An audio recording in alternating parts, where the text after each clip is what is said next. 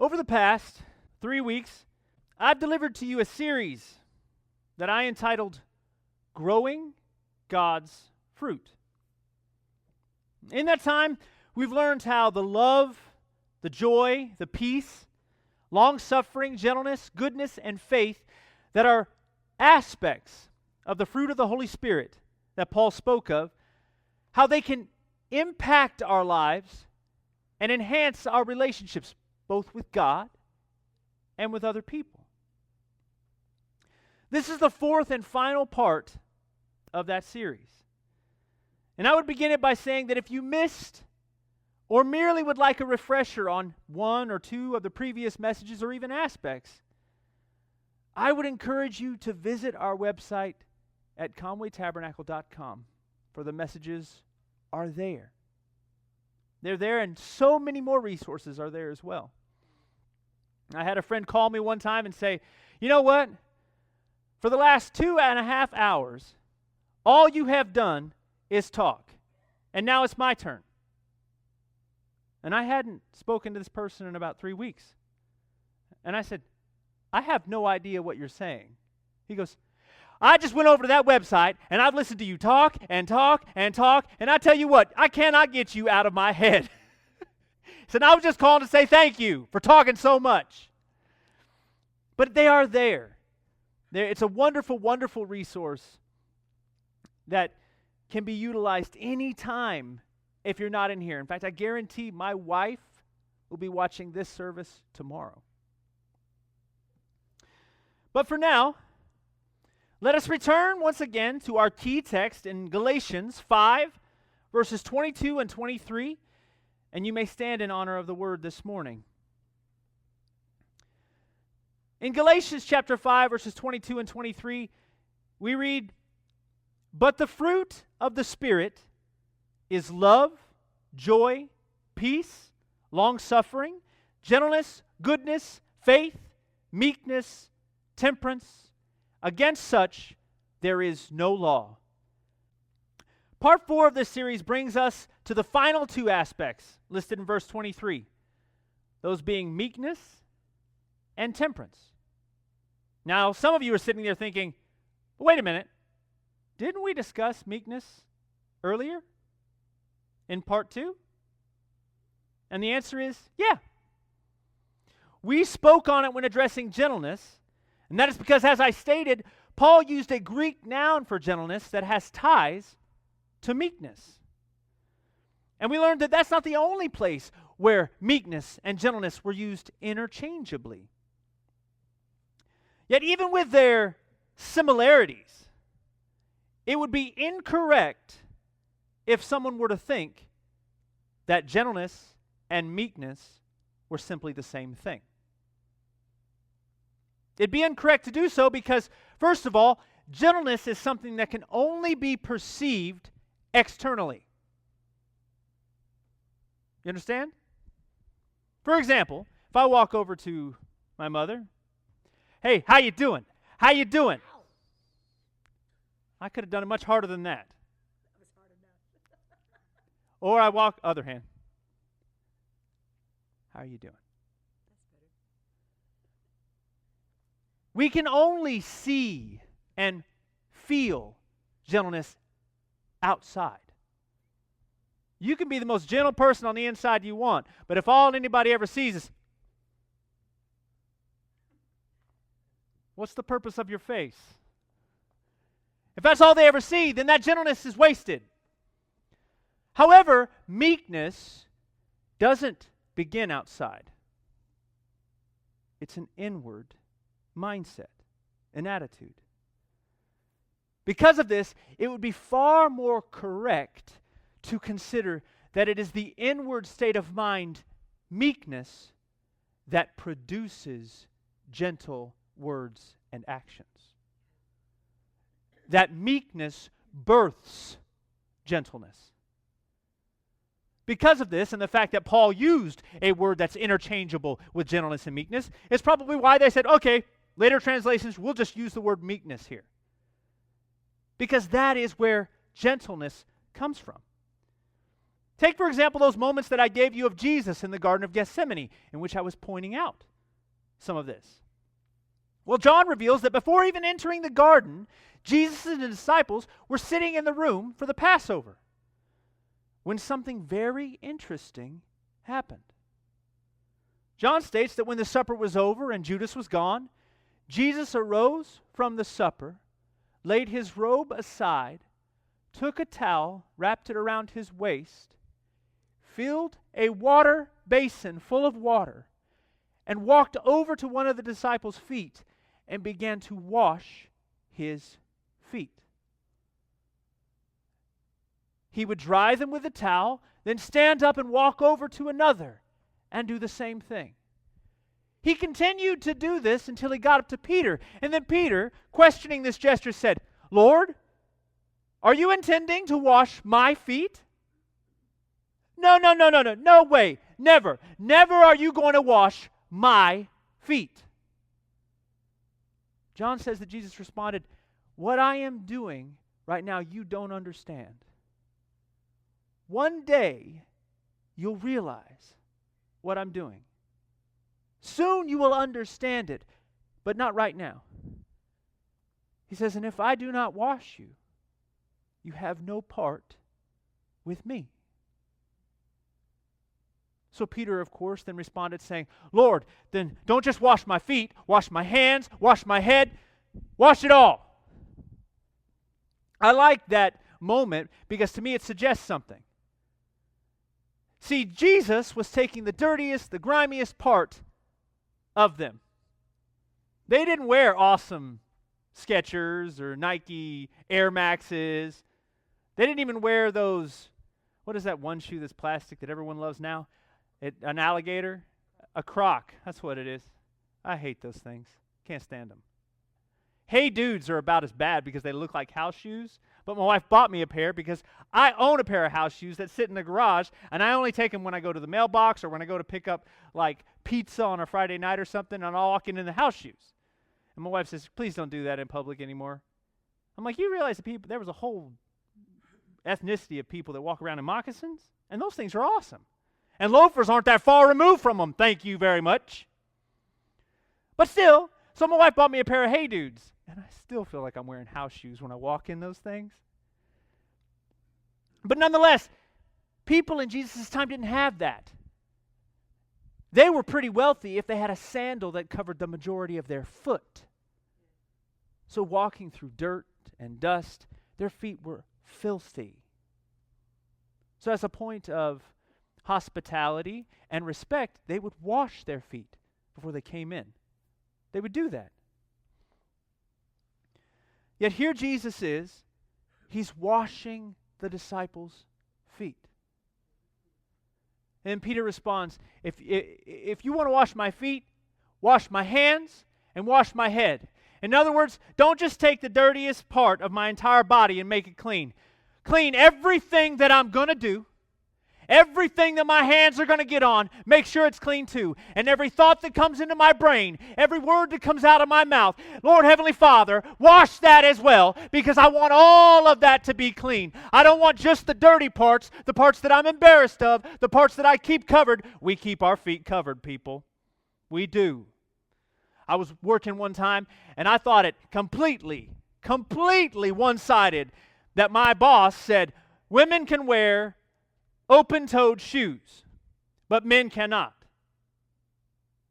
I came into there and I said, "Why is this fair?" She looked at me and she said, "Have you seen men's feet?"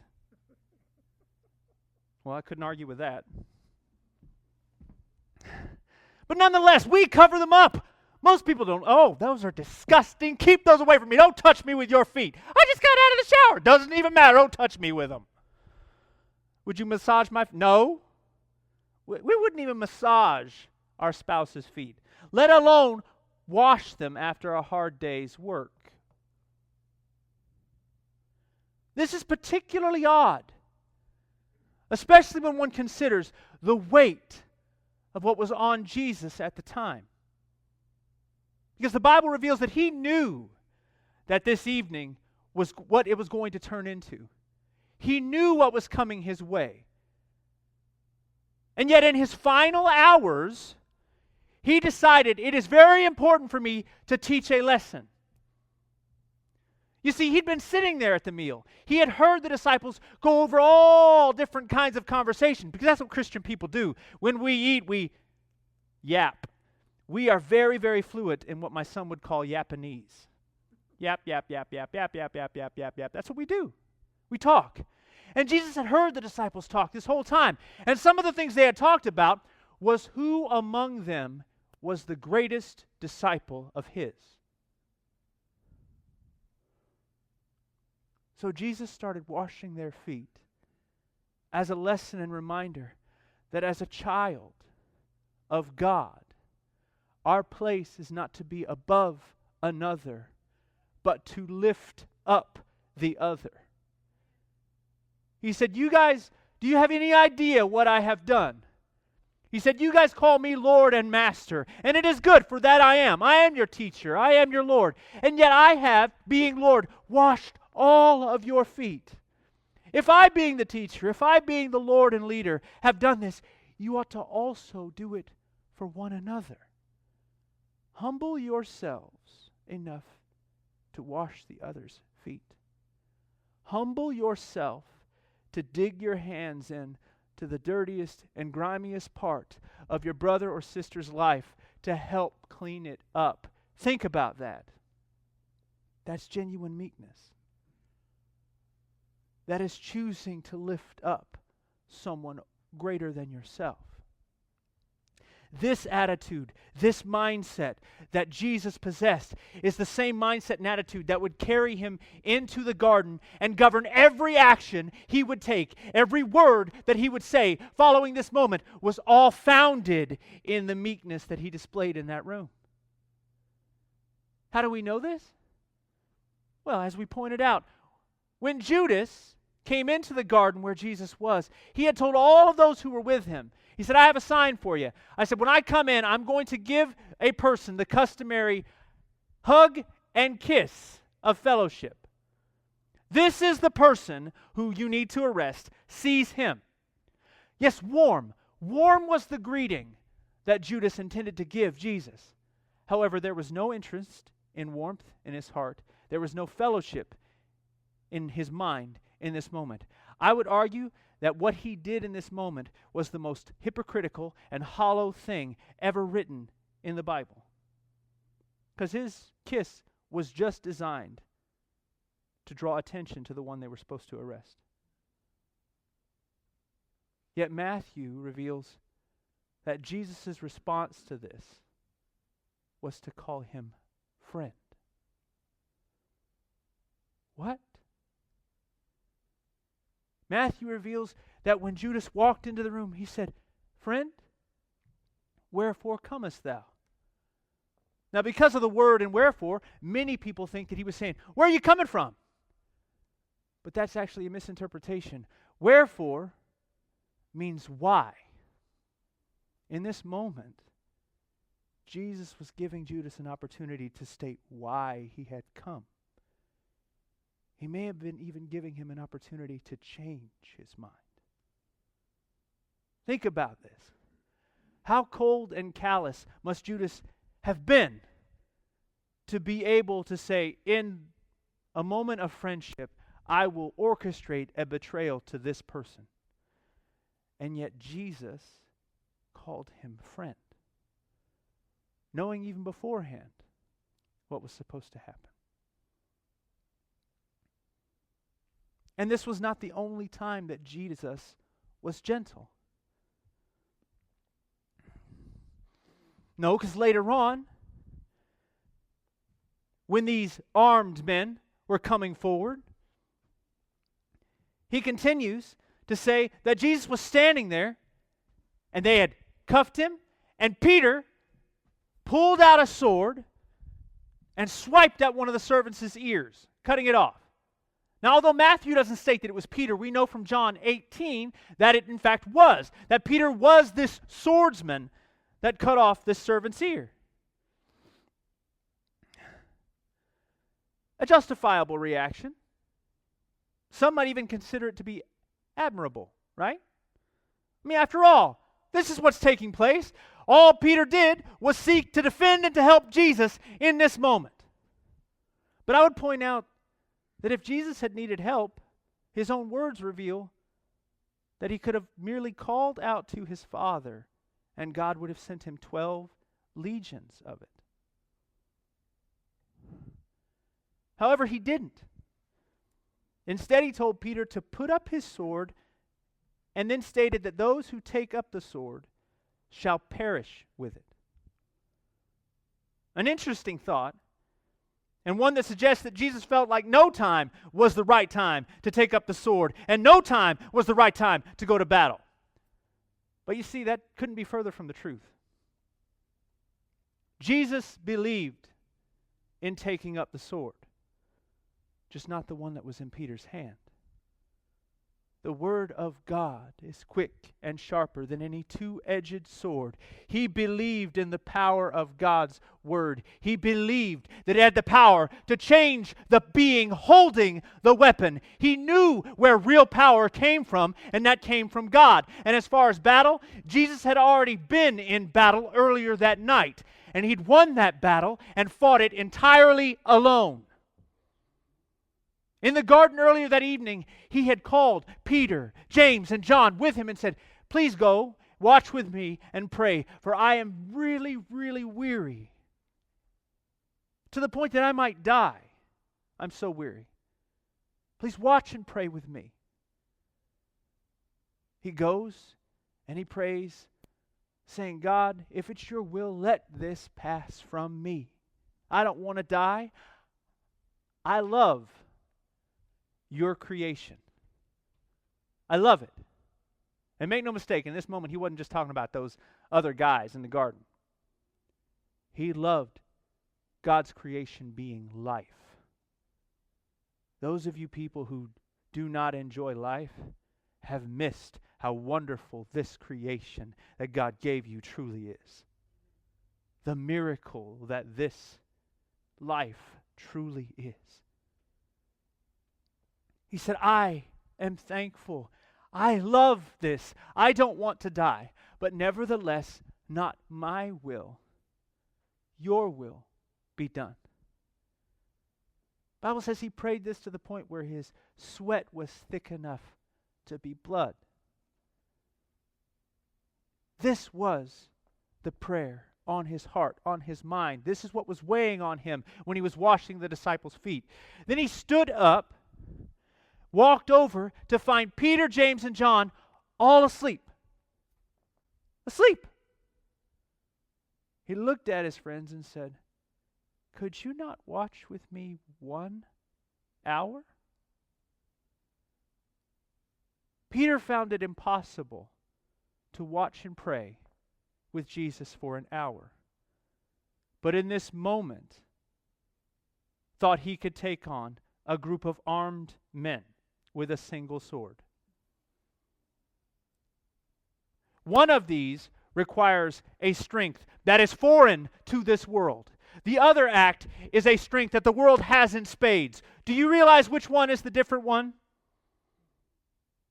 If not, consider Jesus' words when he says, "The spirit is indeed willing, but the flesh is weak." In order to spend time in prayer, in order to dedicate yourself to drawing closer to God, is going to require a strength that is foreign to this world. But to grab a weapon and hit somebody, man, the world's got that all day.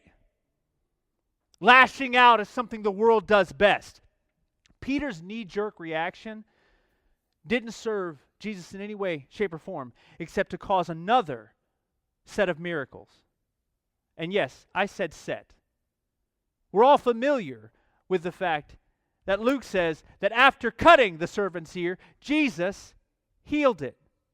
That's the first miracle. You know what the second one is? It's probably one you've overlooked.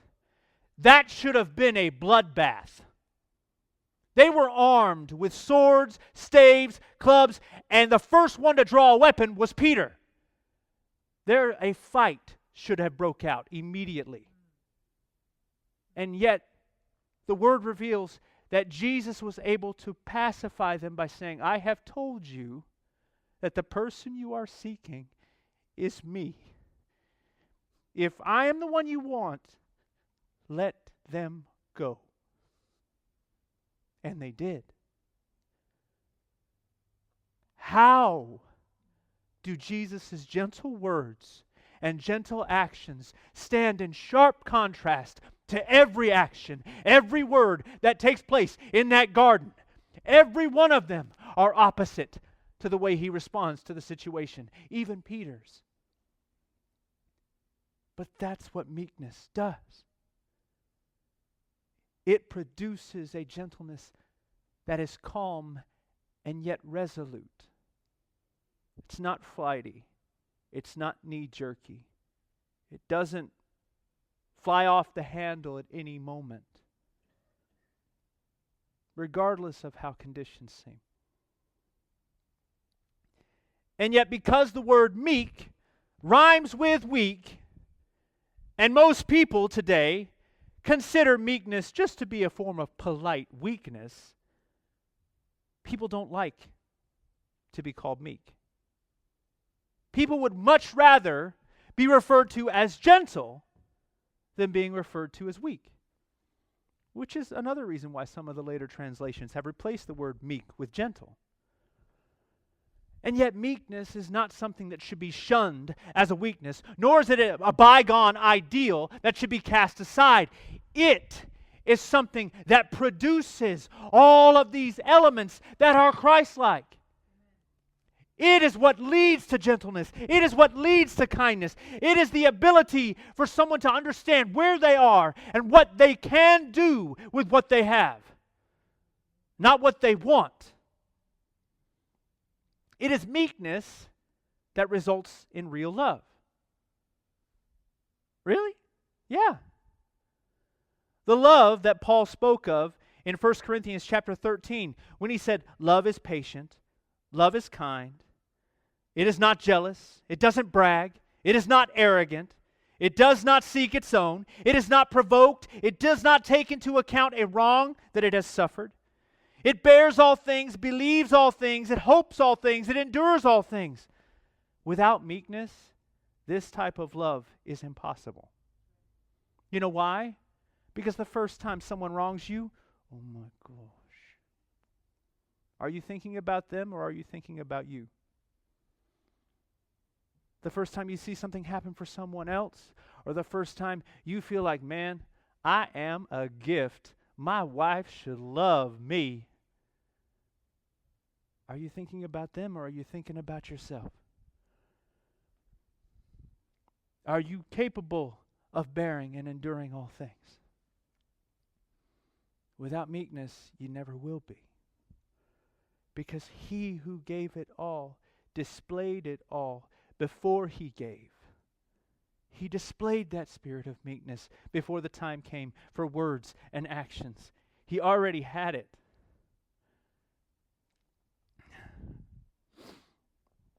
Now, although later translations, and I've been talking about translations a lot because I find them interesting, the words and how they correlate.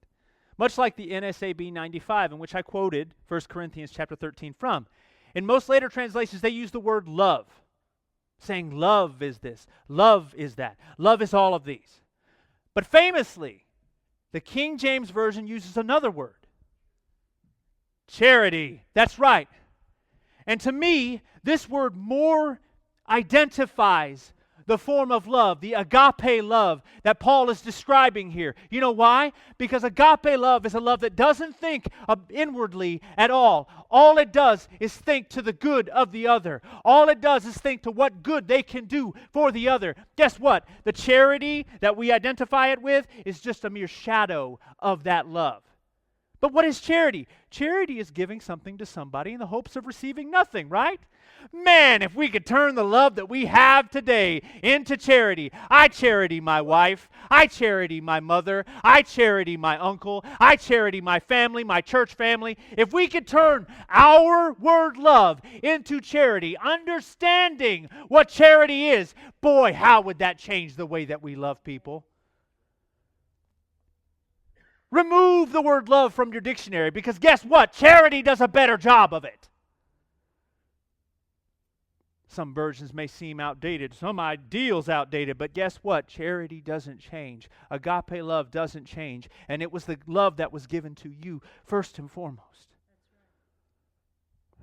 Before anything. This is what meekness brings about.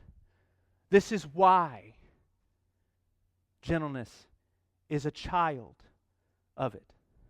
Kindness, a child of it. Because it all is born from the same element. Meekness. Which brings me to the final aspect that Paul spoke of. That being temperance. Now, when I first thought and read this, I thought, okay, temperance. This means I got to control my temperament, right?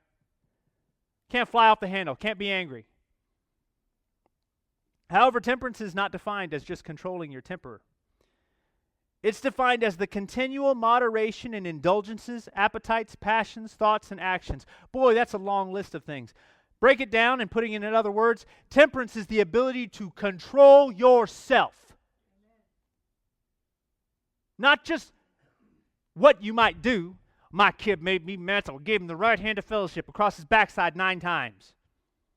Now, the Bible does say, spare the rod, spoil the child, and he that loveth his son chasteneth him betimes. Yes, but far too many parents aren't disciplining their kids. They're taking their anger out on their kids. That is not discipline. That's abuse. That's what that is. I believe in disciplining children. And I believe that sometimes it does take a paint paddle or a wooden spoon to do so. But I believe it to be controlled discipline, not abuse. The parent should be in control of their rage and emotion the whole time, understanding that what they are doing to the child is built upon discipline and instruction, not to vent frustration.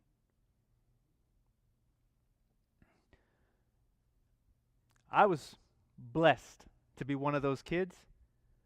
I preferred to be paddled. You know why? No, I wasn't that person who said, "Please, sir, can I have another?" No. But I realized that after that quick, short pain, I was back doing whatever I wanted to do, you know? So how did my mom get me? Paddle didn't work on me. She'd say, "You go sit over there on the couch. And you just sit there until I tell you can get up." And I'm going to embarrass her, embarrass myself, and probably my brother. I'd sit there.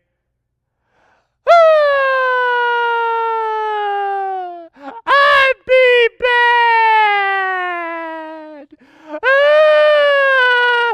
Why would I do this? Because I would hope that my wails would be so irritating that my mother would say, "Get up and get out of here. I can't take that no more." But I'm sure that was music to my mother's ears. Oh, listen to those joyful sirens of discipline.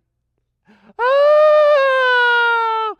Probably sounded a lot like that same female minister who was before my father when she said, "Oh, ye dry bones, hear the word of the Lord." The whole time he's sitting in the pew going, "Oh my gosh, will you stop saying that? Stop it." Oh my, it was getting under his skin. We need discipline, or we are all over the place. We need to understand when we are in the wrong. Yes, temperance helps us control ourselves. Many Christians make it through all of these other areas. They display meekness, they display gentleness, they display all of these things in one way or another. Then they get to temperance and they fail. Why is it they fail? Well, you know, I mean, it's just hard to control that knee jerk like I was talking about, you know. It's hard. No. The reason they fail is found in James. I probably shouldn't have done that. Their tongue. Oh, what a great fire the tongue kindleth, right? With it we issue poison, we issue blessings, and we issue cursings. And he said, my brethren, this ought not so to be. We cannot control the words that we say. We tell white lies. We do it all the time. Oh, I'm doing it to be polite. No, you're not. You're just telling a lie. Just be honest. Just be honest. Grace doesn't mean to lie. It doesn't. James said in James 1:26, if anyone thinks himself to be religious, yet does not bridle his tongue, he deceives his own heart. This man's religion is vain or worthless. In other words, if you can't control your mouth, you might as well not profess that you know Jesus. It's worthless. He even went so far as to say that though we stumble in many ways, if anyone does not stumble in what he says, the same person is perfect, being able to bridle the whole body, being able to bring it all into subjection. You having problems with temperance? Look there first. James said if we can control what we say, we'll have the ability to control our body. Interesting illustration of that, right? Comes from what? Y'all know, y'all live in Kentucky. What state is this? The thoroughbred state. Right? Big old horses, beautiful horses, all the horse farms around the airport, right? What is the great thing that God gave us to illustrate this? You put bridles in a horse's mouth, and you can move the animal any way you want to. Any way you want to. Man, but that animal's using its legs to walk around. Why don't we have the bridles like this, right? Wouldn't that be nice? Left leg, right. Well, first of all, you look like an idiot. And I'm going to see this recording later on and know that I look like an idiot because I see some people, smiles on your faces. Well, good. I'm glad you smiled at that. You were frowning earlier. But the reason being is because if we can control the horse's head, the rest of the body will just follow suit. Amen. Guess what? If God can control your head and guide it, the rest of your body will follow suit. Hallelujah. It will. That's what I've said a long time ago about people. They're like, man, ministers, all they ever talk about is money. All they ever talk about is money. Well, then they've missed the point. Money's not the problem. If you change a person's heart, money will never be an issue again. Amen. It won't. If you're going after the wallet, you've lost the heart of the person already. That's not Bible. That's not what Jesus did. That's not why he walked over to Matthew and said, hey, I know you're a tax collector. You'd be great in my church. How you doing? He saw what Matthew could become. He saw the attention to detail that he had and how he would later record all those details, even the ones that were less flattering of some of the other disciples, right? He knew that's how he would be.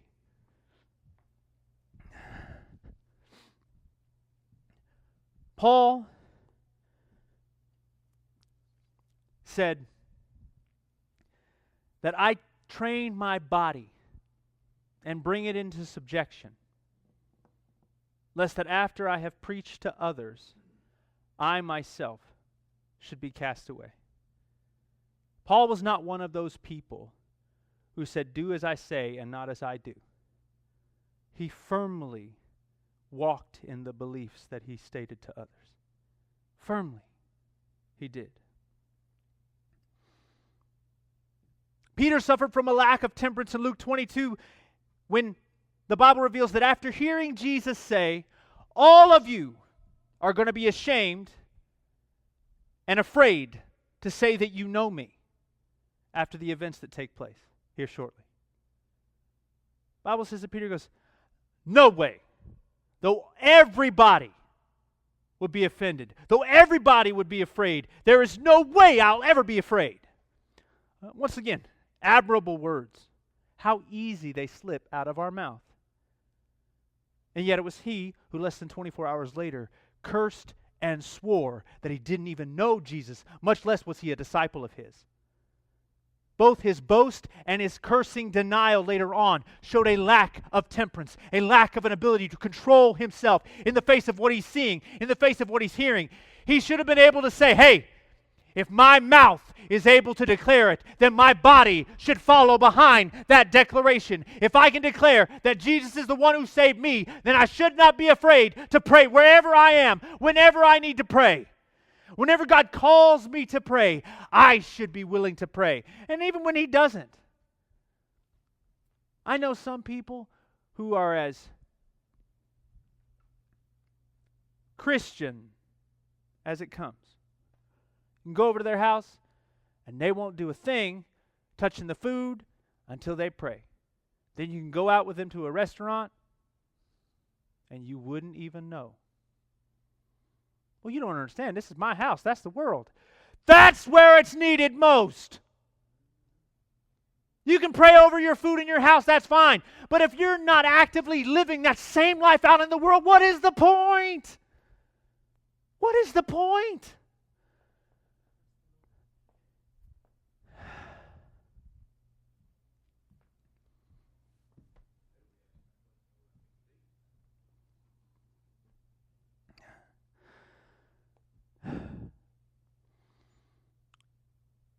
Paul, in closing, Paul told the Corinthian Christians to train and compete as athletes. He said, every man that striveth for mastery is temperate in all things. Therefore so run, not as uncertainly. So fight, not as one that beateth the air. This was especially good for them. You see, Corinth was the home of the Isthmian Games, which was just a little bit less prestigious than the Olympics. So they were as big a sports fans as anyone sitting in this congregation right now. I guarantee it. But he told them, he said, hey, I train daily. I let my body fall under the subject of the laws that God has given me because I know how important it is. I don't just flail around. I don't just fall like a fish out of water. I guarantee that I'm running with patience the race that God has for me. I don't want to lose what I've worked so hard to attain. As athletes, sometimes you have to avoid things even that you think might be good by themselves. Why? Because they cause you to fall away from your ultimate goal. For example, if you were a track athlete, ain't nobody going to be a track athlete and decide the night before, I'm going to stay up doing 150 squats. Your legs are going to be jello the next day. Yes, training is good. But if it keeps you from the ultimate goal, which is receiving your crown of glory, then it is not good. If there is anything out here that keeps you from getting what you need from God, it is bad, and you should put it away from you. That's just the truth. God has called each and every one of us to an individual walk, a walk that's as perfect for you as your fingerprints are. You're the only one that has that walk. You're the only one that's called to that walk. And guess what? God can bless you in that walk like He can bless no one else. There may be certain things that you have to avoid, certain things that you cannot do. There are things that a lot of us aren't supposed to be doing. If God has called you to that, then walk in that. Be temperate. Control yourself. Control your words. Control your actions. Paul could see that the Galatians were in severe need of a relationship change. In Galatians 5:13, he said they were biting and devouring each other. Church-going people were backbiting, gossiping, and trying to get the advantage of each other. He said, my brethren, you ought to be supporting each other and lifting each other up in love. How eerily similar do these words sound to Christ's actions when He was washing the disciples' feet, saying you ought to be lifting each other up. But if you think the similarities in there, they don't. In 5:15, he says, knowing that the law The entirety of the law is fulfilled in this singular statement: thou shalt love thy neighbor as thyself. This guy who wreaked havoc on the church knew more about Jesus than a lot of them did later on. That's because when he came to know Jesus, it changed him completely. Completely. I was talking to a man the other day who said Christian people don't think they need to suffer anytime. They shouldn't go through any form of persecution. And he said, you know what? I feel if it happened to Job, it can happen to me. And I said, that's exactly the case. I said, a lot of people don't realize, but when Jesus knocked Paul off of his high horse, the man was left half blind the rest of his life.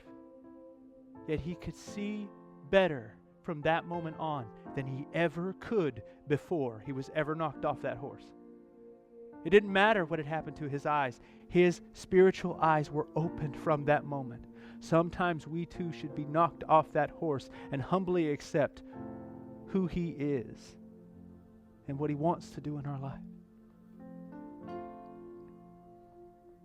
They needed what Paul said in Galatians. They needed to change their relationship so that the Holy Spirit could plant that seed within them. They needed to change how they related to each other and certainly change how they related to God.